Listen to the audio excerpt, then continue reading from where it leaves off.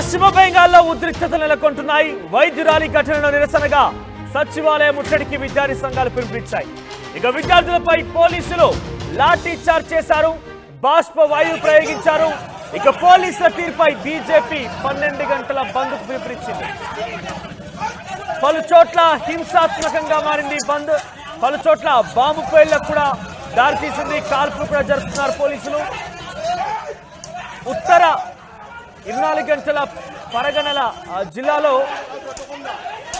BJP నేత ప్రియాంగు పాండే కారుపై దుండగులు కాల్పులు జరిపారు. సురక్షితంగా బయటపడ్డాడు ప్రియాంగు పాండే. ఇదంతా తృణమూల్ కాంగ్రెస్ పోలీసుల కుట్ర అంటున్నారు బీజేపీ నేతలు. మరోవైపు ప్రభుత్వానికి వ్యతిరేకంగా బీజేపీ నేతలు ఆందోళన చేస్తున్నారు. ఇక బంద్తో ఎక్కడికక్కడే బస్సులన్నీ కూడా నిలిచిపోయాయి. రైల్వే ట్రాక్లపై బీజేపీ నేతలు నిరసన వ్యక్తం చేస్తున్నారు. ఇక పలు రైళ్ల రాకపోకలకు అంతరాయం కలుగుతోంది.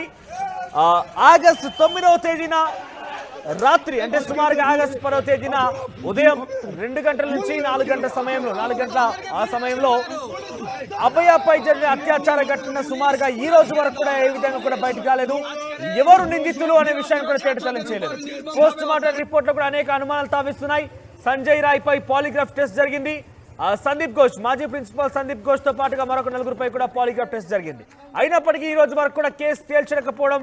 మరోవైపు ఆర్జీకర్ హాస్పిటల్ పై కూడా పలువురు వెళ్లి అనుమానాస్పద రీతిలో పూర్తిగా హాస్పిటల్ ధ్వంసం చేయడం, ఆధారాలని పూర్తిగా చెరిపేయడంపై పెద్ద ఎత్తున కోల్కతా పోలీసులు కావచ్చు, బెంగాల్ ప్రభుత్వం కావచ్చు, వెస్ట్ బెంగాల్ ప్రభుత్వం కావచ్చు అనేక ఆరోపణలు ఎదుర్కొంటోంది. సో ఈ నేపథ్యంలోనే ఆర్జీకర్ ఘటనపై పలు విద్యార్థి సంఘాలు నిరసనకు పిలుపునిచ్చాయి. నిన్న సచివాలయం ముట్టడి కార్యక్రమానికి పిలుపునిచ్చాయి. ఈ నేపథ్యంలో విద్యార్థి సంఘాలపై, విద్యార్థులపై, నిరసనకారులపై బాష్ప వాయువులు ప్రయోగిస్తూ దాడి చేశారు. లాఠీ చార్జ్ కూడా చేశారు పోలీసులు. అనేక రకాలుగా వారిపై దాడి కూడా చేశారు. ఈ నేపథ్యంలోనే బీజేపీ ఆ దాడికి నిరసనగా 12 గంటల పాటు బంద్కు పిలుపునిచ్చింది. ఈ బంద్ కూడా రసవత్తరంగా మారింది. ఈ బంద్లో కాల్పులకు పాల్పడ్డారు కొంతమంది గుర్తులేని దుండగులు. బీజేపీ నేతపై కాల్పులకు పాల్పడడంతో ఒక్కసారిగా బీజేపీ నేతలు ఇది ముమ్మాటికి తృణమూల్ కాంగ్రెస్ పని, ఆ తర్వాత పోలీసుల కుట్రే అంటున్నారు బీజేపీ నాయకులు. సో చాలా మంది రోడ్లెక్కి నిరసన తెలుపుతున్నారు. నిన్న విద్యార్థి నాయకులు ధర్నాకి నిరసనగా అందరు రోడ్లెక్కి నిరసన తెలుపుతున్నారు. సామాన్య మహిళలు, మధ్యతరగతి జీవితాలు కూడా రోడ్డెక్కాయి. ఈ రకంగా చేస్తూ పోతే వెస్ట్ బెంగాల్లో మరింతగా కూడా ఈ వివాదం రాజుకునే అవకాశం ఉంది. మరింతగా ఉధృతంగా మారే అవకాశం కనబడుతోంది. ఒకసారి అక్కడ ఘటనకు సంబంధించి మనం ఏం జరుగుతుందో చూసే ప్రయత్నం చేద్దాం.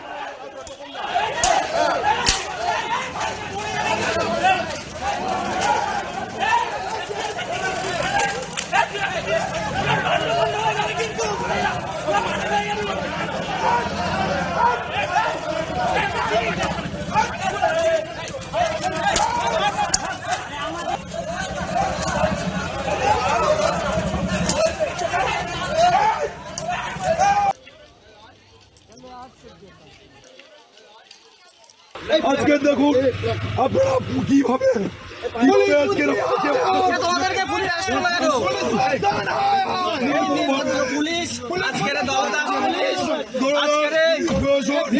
ছাত্রদের উপর নির্মমভাবে অত্যাচার করার প্রতিবাদে আমরা আজকের শান্তি শৃঙ্খল ভাবে বন্ধ পালন করছিলাম।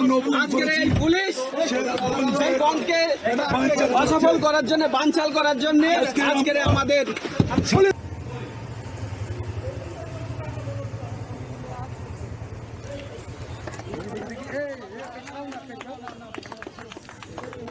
সামনে থেকে সরে যান একটু।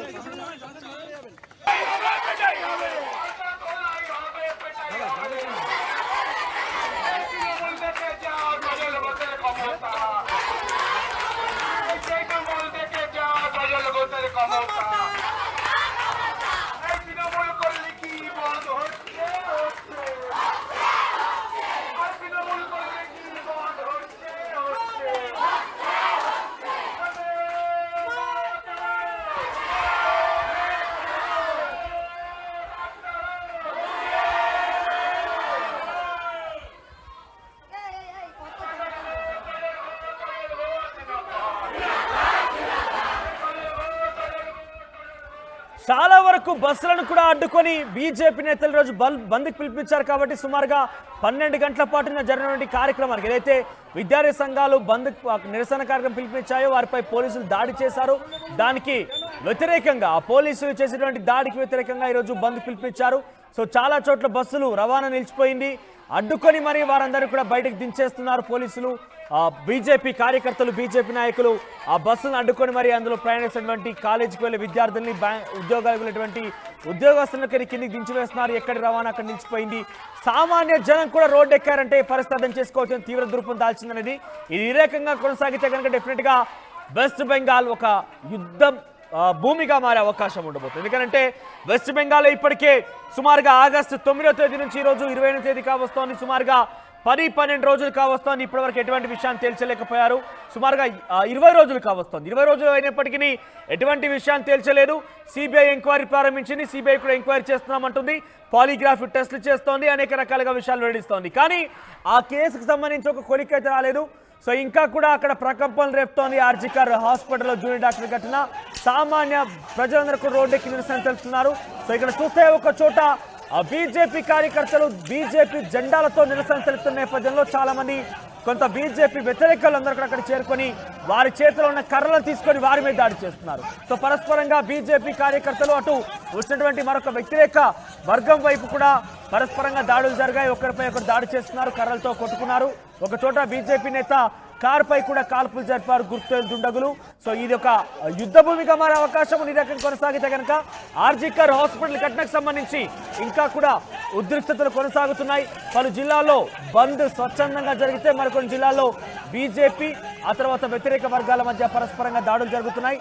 బీజేపీని పొలిటిసైజ్ చేసే ప్రయత్నం చేస్తోంది, రాజకీయంగా మలిచే ప్రయత్నం చేస్తున్నట్టుగా తృణమూల్ కాంగ్రెస్ ఆరోపిస్తోంది. ఇది కేవలం రాజకీయ కక్షపూరితంగా ఈ అంశాన్ని రాజకీయంగా మలిచే ప్రయత్నం బీజేపీ చేస్తోంది. కోల్కతా పోలీసులు ఇప్పటికే కొంత విషయాల్ని సేకరించారు. ఆ తర్వాత సిబిఐకి కేసు ట్రాన్స్ఫర్ అయింది. కోల్కతా పోలీసుల నుంచి ఆ కేసు పూర్తిగా ట్రాన్స్ఫర్ అయిన నేపథ్యంలో సిబిఐ అంటే కేంద్ర సంస్థ పరిధినటువంటి ఆ ఎంక్వైరీని కాస్త రాజకీయంగా మలిచే దురుద్దేశంతోనే బీజేపీ ఇటువంటి ధర్నాలకు పిలుపునిస్తోంది. ఇవన్నీ కూడా బీజేపీ ప్రొవోకేటెడ్ ధర్నాలు, బీజేపీ ప్రొవోకేటెడ్ నిరసనలు అంటూ కూడా తృణమూల్ కాంగ్రెస్ ఆరోపిస్తోంది. మరోవైపు తృణమూల్ కాంగ్రెస్ ఈ కేసును తప్పుదో పట్టించే విధంగా ఆధారాలను పూర్తిగా ధ్వంసం చేసింది. కోల్కతా పోలీసులు ఒత్తాసు పలుకుతున్నారు. కోల్కతా పోలీసుల యొక్క సపోర్ట్ తోనే సంజయ్ రాయ్ ఈ ఘటనకు పాల్పడ్డాడు. కోల్కతా పోలీసులు అక్కడ ఆర్జికర్ ఘటన జరిగినటువంటి ఘటనపై పూర్తిగా కూడా అవాస్తవాలను బయటకు వెల్లడిస్తోంది. అవాస్తవాలను చెప్పడమే కాకుండా తప్పుదో పట్టించే ప్రయత్నం కూడా చేస్తున్నట్టుగా బీజేపీ నేతలు ఆరోపిస్తున్నారు. పరస్పరంగా ఆరోపణల మధ్య యుద్ధం కొనసాగుతోంది. అక్కడ ఒకరిపై ఒకరు తరచుగా వాదం వినిపించడమే కాకుండా ఒక దాడులు కూడా చేసుకుంటున్నారు. బీజేపీ నేతలు బంద్ పిలిపించిన నేపథ్యంలోనే పెద్ద ఎత్తున వివాదం రాజుకుంది, ఉద్రిక్తం నెలకొంది. బీజేపీ నేతపై ఒక చోట కాల్పులు కూడా జరిగాయి. గుర్తు దుండగులు కాల్పులు చేశారు. ఇక బీజేపీ నేతలు వ్యతిరేక వర్గీయుల మధ్య కర్రలతో దాడులకు సంబంధించి విజువల్స్ మనం చూస్తున్నాం ఆ టీవీ స్క్రీన్ పైన. సో ఇది ఈ రకంగానే కొనసాగితే కనుక డెఫినెట్ గా వెస్ట్ బెంగాల్ అనేది ఒక యుద్ధ భూమిగా మారే అవకాశం కనబడుతుంది.